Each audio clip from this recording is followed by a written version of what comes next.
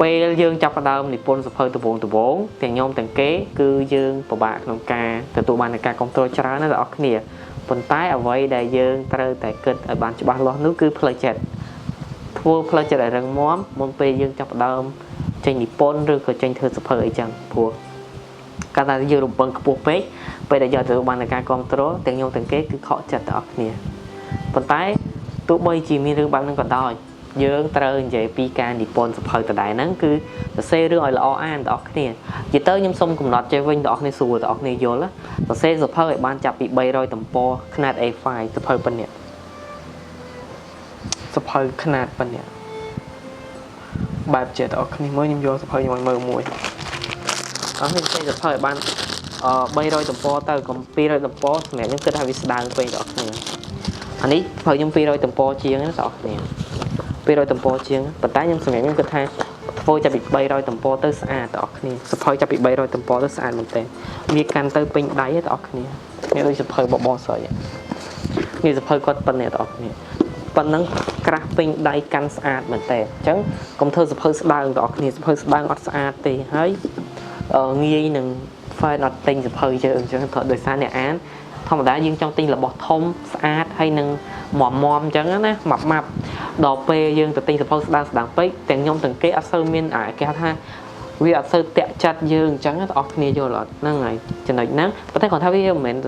ចំណុចទាំងអស់ហ្នឹងទេបងប្អូនគ្នាតាក់ទងនឹងសាច់រឿងយើងដែរអញ្ចឹងបើរឿងយើងត្រឹមតែខ្លីប៉ុណ្្នឹងបានក៏ខ្លីទៅតែសម្រាប់ខ្ញុំឲ្យយល់ឃើញថាបងប្អូនគ្នាគួរតែធ្វើសភៅមួយចាប់ពី300ទំព័រទៅល្អប៉ុន្តែខ្ញុំយ៉ាងណាក៏ខ្ញុំសរសេរសភៅមិនបានដល់300ទំព័រទេបងប្អូនគ្នាពេលខ្លះអារម្មណ៍យើងចង់ចេញសភៅចង់ឃើញអ្នកអានកាន់អានសភៅយើងឲ្យប្រាប់ថាចូលចិត្តសាច់រឿងអីអស់ហ្នឹងវាធ្វើឲ្យយើងទុកចិត្តបានធ្វើចេញសភៅហ្នឹងទៅអញ្ចឹងណាហ្នឹងហើយមួយទៀតបើសិនជា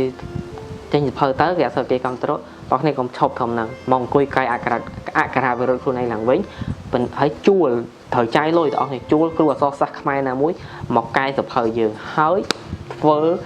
digital marketing បន្ថែមទៀតថាសភៅបានបោះពុម្ពថ្មីកែសម្រួលថ្មីពីគ្រូនេះពីលោកគ្រូនេះពីនេះនោះសភៅបងប្អូនគ្នាមាន market ថ្មីទៅនេះតែម្ដងហើយតិចនេះបងប្អូនហ្នឹងក៏បងជួននឹងធ្វើជាមួយនឹងសភៅរបស់ខ្ញុំដែរចេះសង្ឃឹមថាបងប្អូនគ្នានឹងរំភើបជាសប្បាយចិត្តជាមួយនឹងការអភិវឌ្ឍថ្មីក៏ដូចជាការខ្ញុំ spoil មួយទៅបងប្អូនគ្នានគរដ្រាម៉ាហ្នឹងនឹងធ្វើការជាមួយនឹងអ្នករៀនខាងអក្សរសាស្ត្រខ្មែរអញ្ចឹងមានន័យថាមានតែអ្នកដែលរៀនខាងអក្សរសាស្ត្រខ្មែរទេទើបទទួលបានឱកាសការងារហ្នឹងជាអ្នកសម្រួលឃ្លានិងជាអ្នកកែអក្ខរាវិរុទ្ធកុំឲ្យនឹងមួយចេះបងប្អូនគ្នាដោយសារយើងអត់ចង់ឲ្យអ្នកដែលរៀនខាងហ្នឹងអត់មានការងារធ្វើអញ្ចឹងណាហើយក៏ការងារយើងក៏វាមិនច្រើនណាស់តែគ្រាន់ថាបានជាកម្លាំងចិត្តឲ្យគាត់ឃើញថាតែប៉ិតរៀនអក្សរសាស្ត្រខ្មែរត្រូវបាននគរដ្រាម៉ាក៏ដូចជាក្រុមគ្រួសាររបស់បញ្ជូនទាំងអស់ហ្នឹងតាក់ទងទៅធ្វើការអញ្ចឹងណាហ្នឹងហើយអញ្ចឹងសម្រាប់